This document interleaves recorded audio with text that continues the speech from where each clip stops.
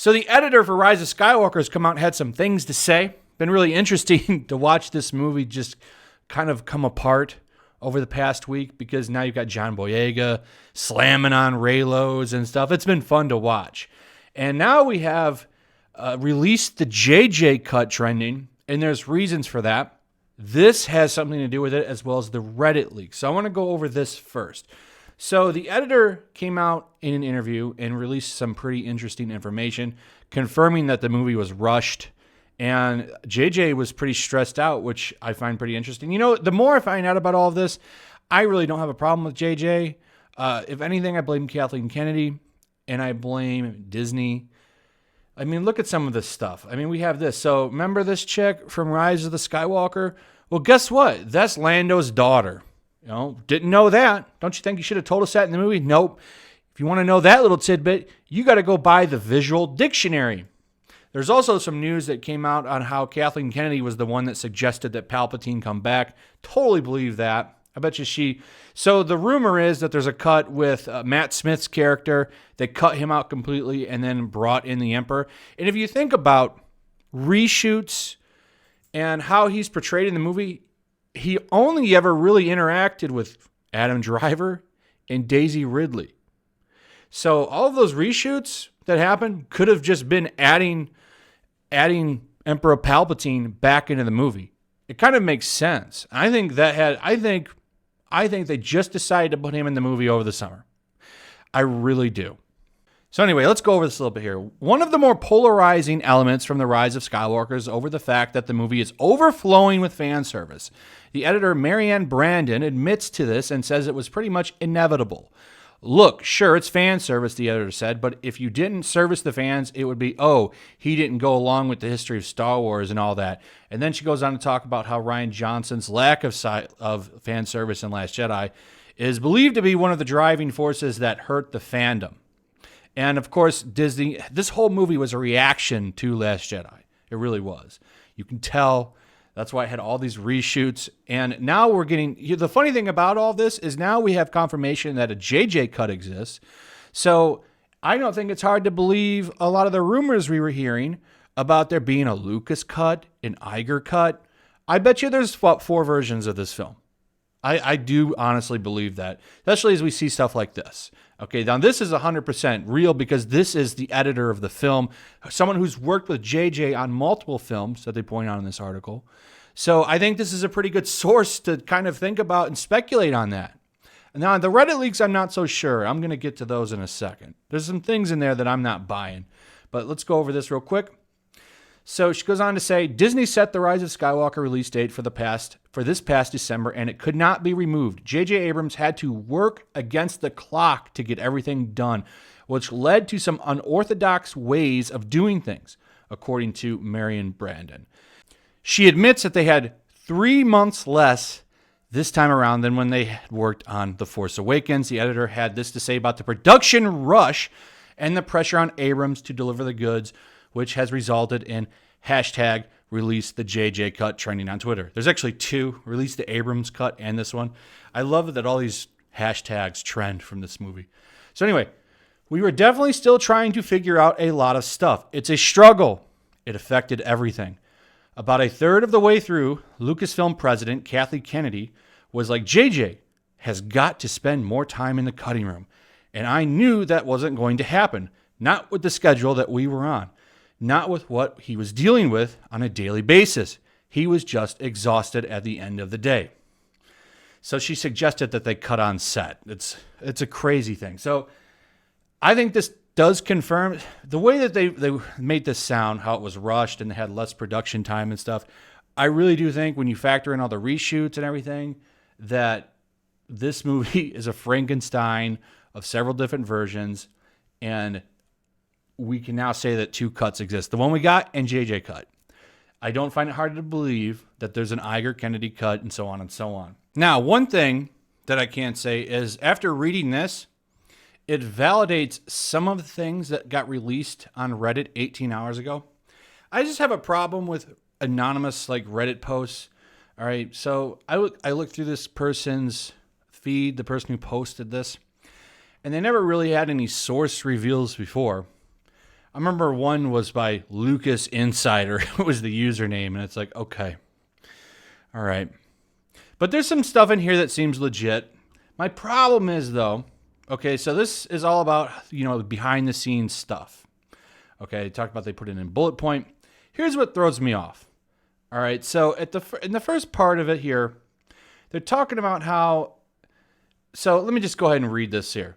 The leakers for TROS had an agenda and are tied to Disney directly. My source confessed that they have an agenda as well, and that they struggle with ignoring what's been happening to someone who they think doesn't deserve it. JJ always treated everyone on and off set with respect, so my source's agenda is that what Disney has done to JJ and how much they screwed him over should be something people are at least aware of, whether you like him as a filmmaker or not. Now, I agree with that. I believe that right there because I've heard nothing but good things about him as a person and how he treats people. He's a very nice guy. I have heard that before, but that's not hidden knowledge, I think that's pretty universally known that Abrams is a good dude. So, continues on. Disney was one of the studios who were in that bad robot bidding war last year. Disney had never had much interest in BR as a company, but they did in JJ because they saw WB, who JJ went with in the end, as a major threat. This, I believe, because JJ is going to Warner Brothers and he's going to pretty much helm the DC universe now. He's going to be, from what I understand, kind of Kevin Feige for them. So, that makes sense. They don't want him to go there. However, this leak alludes to them almost wanting to damage Star Wars to hurt his image. And that I don't believe. So JJ is very successful at bringing franchises back like Mission Impossible, Star Trek, and Star Wars.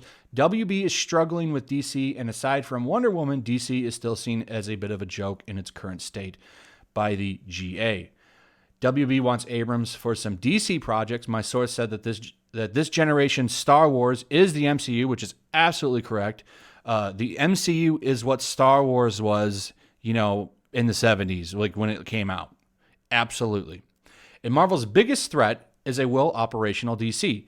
They want to keep DC in the limbo that they're in right now. Abrams jump-starting that franchise with something like a successful audience-pleasing Superman movie makes them nervous. Their goal is to make JJ look bad to potential investors, shareholders. This I don't believe at all.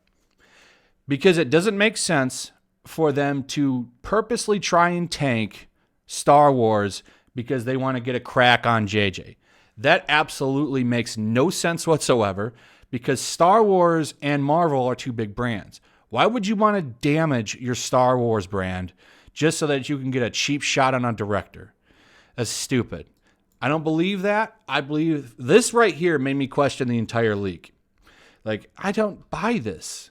It doesn't make any sense that they want to throw shots at JJ and risk damaging Star Wars. I believe the movies are just a mess because they're a mess and they wanted to do a reactionary movie. I think it has nothing to do with JJ Abrams going to Warner Brothers. Are they salty about that? Sure. I believe they're probably salty about that, but I don't think that they would purposely tank their own movie just to make him look bad. Now, some of the stuff in here does line up with what Marianne was saying over in this piece about how the editor said it was a rushed kind of just hack job. It lines up with it, but that stuff at the beginning kind of throws me off. So I think some of the stuff in here might potentially be true, but I'm very doubtful on this piece. I mean, I just can't say for sure, and that's why I don't want to cover it too much. I just wanted to address it and give you why I'm just I don't know about it. I'm very skeptical on it because just that stuff at the beginning, it doesn't make sense that they would want to destroy Star Wars to get a shot on JJ because of DC Comics. I just don't know how I feel about that. I don't know how I feel about that. Lucasfilm and Marvel Studios are separate. Even though they're under Disney, they're not the same. They're not the same company. So that's just my thoughts on it. I'll link this in the description if you want to read it. It just goes over a lot of the stuff we've kind of thought that the film's a mess and that they've just pieced it together like a Frankenstein. I do believe that. I do believe JJ was stressed, and I think a lot of these problems fall on Kathleen Kennedy and not him. So anyway, That's pretty much it. Give me your thoughts. What do you think about the Reddit leaks? What do you think about the editor? The editor piece, that is the most telling to me. That confirms a lot of the stuff that we knew, and it's nice to see that. So we do know for sure now, 100%, 2 cuts of this movie probably do exist, a JJ cut and what we got. Now, I would like to see somebody come out and confirm what we already know, that there's other cuts of the movie, and that this movie this movie was always the disaster that we knew it was. So anyway, give me your comments, likes. Remember, likes and comments really help videos on the algorithm, so please consider leaving those. Also, share the video. Consider subscribing. Subscribe if you're new. Hit that notification bell, and I will see you guys on the next one. Peace. Also, if you want to help support the channel, check out my Teespring store. There's a link in the description. You can find some merchandise in there that you might want to check out. Also, take a moment. Make sure you're still subscribed to the channel. There's something going on right now, and they've been unsubscribing people. So just take a second and double check on that, and subscribe if you're new. Hello there.